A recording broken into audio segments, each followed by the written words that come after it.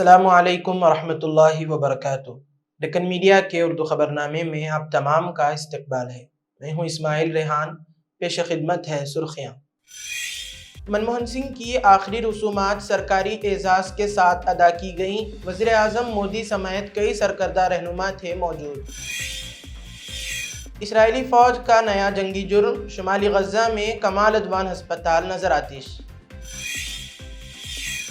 سنبھل میں جامع مسجد کے سامنے پولیس چوکی کی تعمیر کا کام شروع، سیکیورٹی میں اضافہ۔ باکسنگ ڈے ٹیسٹ دلچسپ مرحلے میں داخل، نتیش ریڈی کی بدولت ہندوستان کی میلبورن ٹیسٹ میں واپسی۔ اور اب پیش ہے خبریں تفصیل سے۔ ہندوستان کے سابق وزیر اعظم منموہن سنگھ کو ہفتے کو سرکاری اعزاز کے ساتھ آخری رسومات ادا کر دی گئیں۔ ان کی جسد خاکی کو صبح ان کی رہائش گاہ سے کانگریس ہیڈ کوارٹر اور وہاں سے دلی کے نگم بودھ گھاٹ لایا گیا۔ آخری رسومات کے دوران صدر دروپدی مرمو، وزیر اعظم نریندر مودی، وزیر داخلہ امت شاہ، مرکزی وزیر جے پی نڈا اور نائب صدر جگدیپ دھنکر، وزیر دفاع راجناتھ سنگھ اور کانگریس صدر ملکارجن کھڑگے، لوک سبھا میں اپوزیشن لیڈر راہل گاندھی، کانگریس کے سابق صدر راجناتھ سنگھ اور دیگر نے شرکت کی۔ سونیا گاندھی، کانگریس لیڈر پرینکا گاندھی سمیت کئی نامور لیڈران نے انہیں خراج عقیدت پیش کیا۔ بھوٹان کے بادشاہ جگمے کھیسر نامگیل وانگچک بھی نگم بودھ گھاٹ پر موجود تھے۔ انہوں نے ڈاکٹر منموہن سنگھ کو خراج عقیدت پیش کیا۔ اس سے پہلے جب میت نگم بودھ گھاٹ پر پہنچی تو راہل گاندھی کو لاش لے جانے والی گاڑی میں بیٹھے دیکھا گیا۔ اس نے بھی بیئر کو کندھا دیا۔ 92 سالہ سنگھ کا جمعرات کو دلی کے ایمس اسپتال میں انتقال ہو گیا۔ حکومت ہند نے 7 روزہ قومی سوگ کا اعلان کیا ہے۔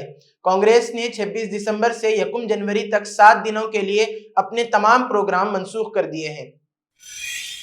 مصری حکام کی جانب سے شام اور 4 دیگر عرب ممالک سے آنے والے فلسطینیوں کے مصر میں داخلے پر پابندی عائد کی گئی ہے۔ ذرائع نے بتایا کہ حکام نے شام، سوڈان، لیبیا، عراق اور یمن سے آنے والے فلسطینیوں کو تا اطلاع ثانی مصر میں داخل ہونے سے روکنے کا فیصلہ کیا ہے۔ چند روز قبل مصری حکام نے بھی ایسا ہی ایک فیصلہ لیا تھا، جس میں یورپی، امریکی اور کینیڈین ریزیڈنسی والے شامی باشندوں کے ملک میں سیکیورٹی کی منظوری حاصل کیے بغیر داخلے کو روکنے کا فیصلہ کیا گیا تھا۔ ذرائع نے واضح کیا کہ اس فیصلے میں شینگن ویزا رکھنے والے شامیوں کو مصر میں داخلے کی اجازت دینے سے روکنا اور شامی باشندوں کے داخلے پر پابندی بھی شامل ہے، چاہے وہ مصری مرد یا عورت کے شوہر یا بیوی ہوں۔ مصری وزارت خارجہ نے شامی ریاست کے لیے مصر کی حمایت، اس کی خود مختاری، اتحاد اور علاقائی سالمیت کے احترام اور شام کی حمایت کے مقصد سے علاقائی اور بین الاقوامی برادری کے درمیان ہم آہنگی کو مضبوط بنانے کا اعلان کیا۔ مصر نے شامی عوام کی جانب سے اپنے وطن اور اپنے اداروں کی تعمیر نو کے لیے ایک جامع شامی قیادت والے سیاسی عمل کی حمایت کے عزم کا اعادہ کیا۔ فلسطینی وزارت صحت نے کہا ہے کہ قابض اسرائیلی فوج نے شمالی غزہ میں کمال عدوان ہسپتال میں آپریشن اور سرجری کے تمام شعبوں، لیبارٹری دیکھ بھال، ایمبولینس یونٹس اور گوداموں کو آتش گیر بم برسا کر اسے مکمل طور پر نظر آتش کر دیا ہے۔ وزارت صحت نے ایک بیان میں وضاحت کی کہ قابض فوج بیماروں اور زخمیوں کو زبردستی اور گن پوائنٹ کے تحت انڈونیشیا ہسپتال کی طرف نقل جانے پر مجبور کیا، جہاں طبی سامان، پانی، ادویات، حتیٰ کہ بجلی اور جنریٹرز موجود نہیں۔ انہوں نے متنبہ کیا کہ سخت حالات کے نتیجے میں مریضوں کو کسی بھی وقت موت کا خطرہ ہے، جبکہ قابض فوج کی متعدد گاڑیاں ہسپتال کا محاصرہ کر کے صورتحال کو انتہائی خطرناک بنا رہی ہے۔ وزارت صحت نے تصدیق کی کہ ہسپتال کے ڈائریکٹر ڈاکٹر حسام ابو سفیہ کو واضح اور براہ راست دھمکی موصول ہوئی ہے۔ قابض فوج کی طرف سے انہیں کہا گیا ہے کہ اس بار ہم آپ کو گرفتار کر لیں گے۔ صبح سویرے قابض فوج نے ہسپتال پر دھاوا بول دیا اور اس کے مریضوں اور طبی عملے کو اس کے صحن میں جمع ہونے پر مجبور کیا۔ انہیں الفاخرہ اسکول جانے پر مجبور کیا۔ وہاں ان کی تفتیش کی گئی۔ مردوں کو زبردستی ان کے کپڑے اتار کر گرفتار کر لیا۔ کچھ مریضوں اور زخمیوں کو انڈونیشیا ہسپتال کی طرف جانے پر مجبور کیا گیا۔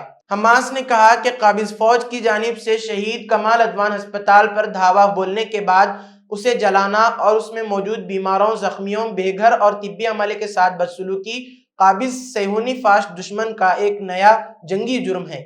اس نے زور دے کر کہا کہ دہشت گرد قابض حکومت غزہ کی پٹی میں ہر قسم کی زندگی کی اس جاری تباہی میں شراکت دار امریکی کور اور بعض مغربی دارالحکومتوں کی مدد سے وحشیانہ جرائم کر رہی ہے، اور عالمی برادری کی شرمناک خاموشی اور نااہلی میں فلسطینیوں کے خلاف اندھا دھند قتل عام اور جنگی جرائم کا ارتکاب کیا جا رہا ہے۔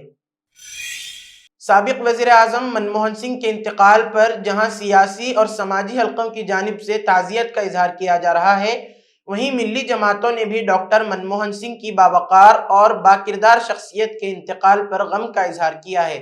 جماعت اسلامی ہند کے امیر سید سعادت اللہ حسینی نے بھی سابق وزیر اعظم ڈاکٹر منموہن سنگھ کے انتقال پر دکھ کا اظہار کرتے ہوئے کہا ہے کہ ڈاکٹر سنگھ ایک سچے سیکولر رہنما تھے جو پسماندہ لوگوں اور مذہبی اقلیتوں کے حقوق کے لیے فکر مند تھے۔ میڈیا کو جاری کردہ ایک بیان میں انہوں نے کہا کہ ہم ہندوستان کے سابق وزیر اعظم ڈاکٹر منموہن سنگھ کے انتقال پر دلی تعزیت کا اظہار کرتے ہیں۔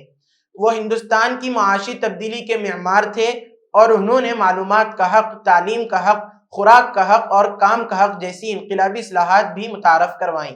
سید سعادت اللہ حسینی نے اپنے تعزیتی پیغام میں کہا، اپنی مارکیٹ نواز پالیسیوں کے باوجود انہوں نے کئی غریبوں کی فلاح و بہبود کی اسکیمیں جیسے منریگا، پی ڈی ایس کی تنظیم نو اور مڈ ڈے میل اسکیم کی توسیع بھی متعارف کروائی۔ ڈاکٹر سنگھ انتہائی شائستہ طبیعت کے حامل تھے اور انہوں نے اپنی عظیم علمی اور پیشہ ورانہ کامیابیوں پر کبھی فخر نہیں کیا۔ امیر جماعت نے اپنے بیان میں کہا کہ ڈاکٹر منموہن سنگھ ایک حقیقی سیکولر رہنما تھے جنہوں نے پسماندہ لوگوں اور مذہبی اقلیتوں کے حقوق کا خیال رکھا۔ ان کے دور میں جسٹس سچر کمیٹی تشکیل دی گئی جس نے ہندوستان میں مسلم کمیونٹی کی سماجی و اقتصادی حالت پر اپنی تاریخی رپورٹ پیش کی۔ اتر پردیش کے سنبھل ضلع میں 24 نومبر کو شاہی جامع مسجد سروے کے دوران ہوئے تشدد کے بعد حالات اب تک معمول پر نہیں آ سکے۔ 5 مسلم نوجوانوں کی ہلاکت کے باوجود انتظامیہ مسلسل علاقائی مسلمانوں کو ٹارگٹ کیے ہوئے ہیں۔ کسی نہ کسی بہانے سے انہیں پریشان کیا جا رہا ہے۔ اب مستقل طور پر شاہی جامع مسجد کے سامنے پولیس چوکی کی تعمیر کا کام شروع کر دیا گیا ہے۔ پولیس چوکی کی تعمیر پولیس انتظامیہ کے ذریعے علاقائی مسلمانوں کو مسلسل نظر رکھنے اور انہیں ہر طرح سے دباؤ میں رکھنے کی کوششوں کے طور پر دیکھا جا رہا ہے۔ شاہی جامع مسجد کے سامنے خالی اراضی پر جمعہ سے نئی پولیس چوکی کی تعمیر کا کام شروع کر دیا گیا۔ تعمیراتی کام کے پیش نظر سیکیورٹی بڑھا دی گئی ہے۔ ایڈیشنل سپرنٹینڈنٹ آف پولیس سری چندرا نے نامہ نگاروں کو بتایا کہ نماز جمعہ کے بعد پولیس چوکی کے لیے زمین کی نشاندہی اور پیمائش کی گئی۔ اس کے بعد بنیاد کھود کر پولیس چوکی کی تعمیر کا کام شروع ہوا۔ انہوں نے کہا کہ سیکیورٹی کے نقطہ نظر سے اس جگہ پر پولیس چوکی بنانے کا فیصلہ کیا گیا ہے۔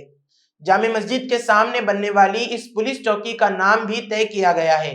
اس کا نام ستیاورت پولیس چوکی ہوگا۔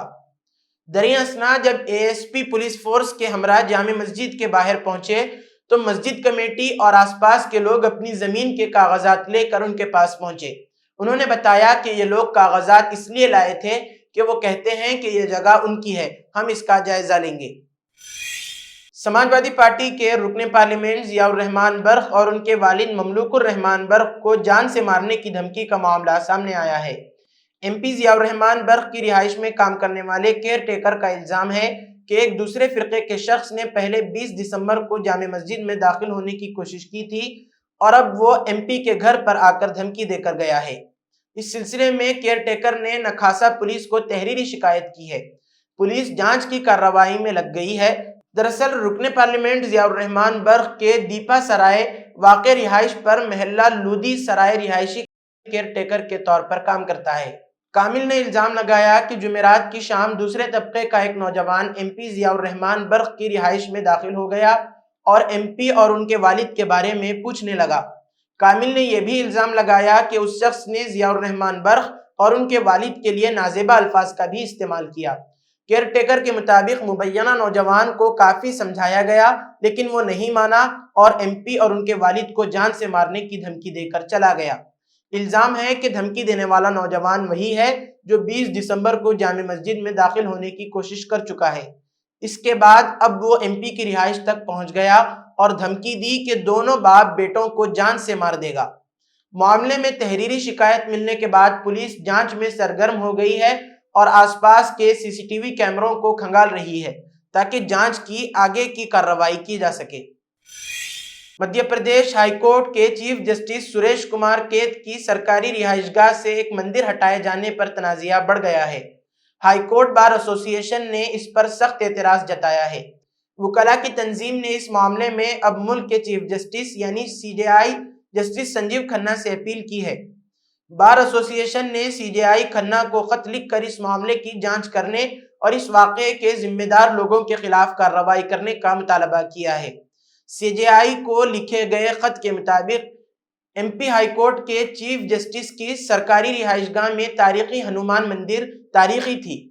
ہائی کورٹ کے کئی سابق چیف جسٹس پوجا پاٹ کیا کرتے تھے، جن میں justice AS Bobde, justice AM کھانویلکر اور جسٹس ہیمنت گپتا بھی شامل رہے ہیں۔ یہ سبھی لوگ بعد میں ترقی پا کر سپریم کورٹ پہنچے تھے۔ ان کے علاوہ چیف جسٹس کی سرکاری رہائش گاہ میں کام کرنے والے کئی ملازمین بھی مندر میں پوجا کیا کرتے تھے۔ شکایتی خط میں کہا گیا ہے کہ جسٹس قید سے پہلے اس سرکاری رہائش گاہ میں کئی مسلم چیف جسٹس بھی رہے، لیکن ان لوگوں نے نہ تو اس پر اعتراض جتایا اور نہ ہی اسے ہٹوایا۔ پھر اب اسے کیوں ہٹایا گیا؟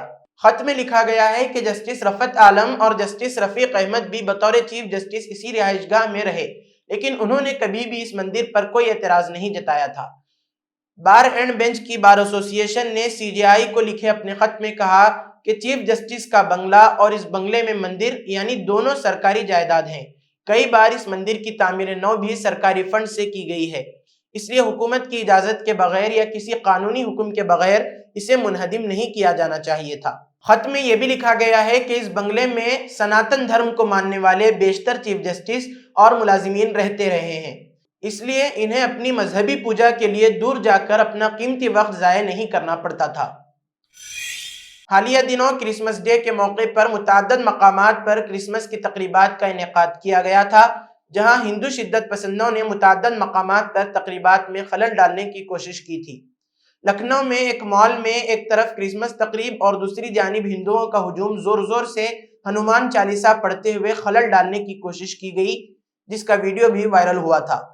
ایسے ہی ایک معاملے میں میگھالیہ کے ایسٹ کھاسی ہلز ضلع میں ایک چرچ کے اندر نوجوان نے جے شری رام کا نعرہ لگایا اور ہنگامہ برپا کر کے ماحول خراب کرنے کی کوشش کی، تو پولیس نے مذہبی جذبات بھڑکانے اور ٹھیس پہنچانے کے الزام میں کیس درج کیا ہے۔ افسر نے بتایا کہ گاؤں کے چرچ میں شخص نے انٹری کی اور جے شری رام کا نعرہ لگایا۔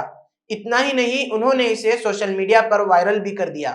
میگھالیہ کے وزیر اعلیٰ کونراڈ سنگما نے اس کی مذمت کی ہے اور کہا ہے کہ اس معاملے میں قانونی کارروائی چل رہی ہے۔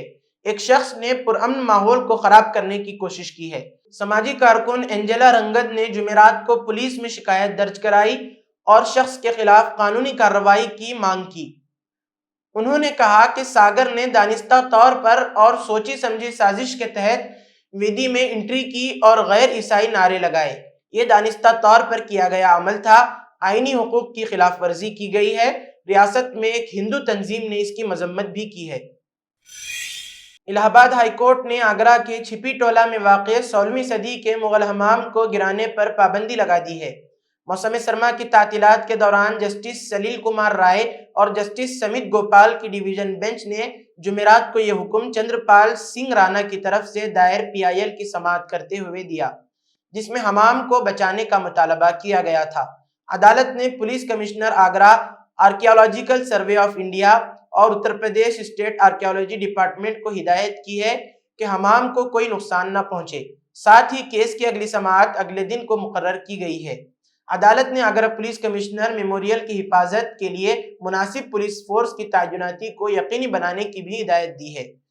UP بار کونسل کے سیکریٹری کے مطابق انٹرویو کی مکمل جانکاری یعنی امیدواروں کی فہرست، زون وار ضلع کی فہرست، انٹرویو کا مقام اور تاریخ UP بار کونسل کی ویب سائٹ پر دستیاب ہے۔ انہوں نے یہ بھی بتایا کہ جن امیدواروں کے نام مذکورہ فہرست میں نہیں ہیں اور ان کی درخواستیں 23 اگست سے 22 ستمبر کے درمیان جمع کرائی گئی ہیں، وہ بار کونسل میں آ کر مطلوبہ معلومات حاصل کر سکتے ہیں۔ ہندوستان اور آسٹریلیا کے درمیان میلبورن میں کھیلا جا رہا باکسنگ ڈے ٹیسٹ دلچسپ مرحلے میں داخل ہوتا ہوا دکھائی دے رہا ہے۔ ہندوستان نے تیسرے دن کا کھیل ختم ہونے تک اپنی پہلی اننگ میں 9 وکٹ پر 358 رن بنا لیے ہیں اور یہاں تک پہنچنے کا سہرا نتیش کمار ریڈی کے سر جاتا ہے، جو شاندار سنچری بنا کر ناٹ آؤٹ ہے۔ نتیش کمار ریڈی نے اپنی بہترین اننگ سے ہندوستان کو میچ میں واپسی ضرور کرائی ہے، لیکن ہندوستان اب بھی آسٹریلیا سے 116 رن پیچھے ہے۔ خراب روشنی کے سبب جب تیسرے دن کا کھیل روکا گیا تب ہندوستان کا اسکور 9 وکٹ کے نقصان پر 358 رن تھا۔ نتیش کمار ریڈی 105 رن بنا کر اور محمد سراج 2 رن بنا کر ناٹ آؤٹ ہیں۔ نتیش کمار نے 176 گیندوں کا سامنا کیا ہے اور اب تک 10 چوکوں کے ساتھ ایک چھکا بھی لگایا ہے۔ نتیش کمار ریڈی نے 9ویں نمبر پر بلے بازی کرنے کے لیے اترے واشنگٹن سندر کے ساتھ 8ویں وکٹ کے لیے 127 رنوں کی شراکت داری کی، جو کہ ہندوستان کے لیے 8ویں وکٹ کے لیے اب تک کی دوسری سب سے بڑی شراکت داری ہے۔ لیکن ٹیسٹ کرکٹ میں ایسا پہلی بار ہوا جب کسی ٹیم کے 8ویں اور 9ویں نمبر کے بلے بازوں نے 150 سے زیادہ گیندیں کھیلی ہوں۔ دونوں کی شراکت داری 285 گیندوں کی رہی، یعنی تقریباً 48 اوورز ان دونوں نے مل کر بلے بازی کی۔ واشنگٹن سندر 162 گیندوں میں ایک چوکے کی مدد سے 50 رن بنا کر آؤٹ ہوئے۔ اسی کے ساتھ آج کی خبروں کا اختتام ہوتا ہے۔ کل پھر ہوگی ملاقات نئی خبروں کے ساتھ۔ دیجیے اجازت، اللہ حافظ۔